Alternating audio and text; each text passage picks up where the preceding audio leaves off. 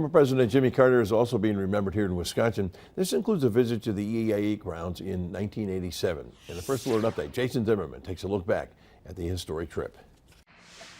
Former President Jimmy Carter's first and only visit to the EAA grounds came in April of 1987, when the organization's founder, Paul Poberezny, was asked to bring Carter to the area as part of a deal to speak at the University of Wisconsin-Oshkosh. They flew from Oshkosh down to Georgia, picked up Jimmy Carter, came back to Oshkosh, and as they were landing at Whitman Regional Airport, Paul happens to circle the EAA facility, which at that time was only about 3 years old, and say, well, that's our museum. I know you're a former naval officer. We have some Navy airplanes there. Would you like to see it?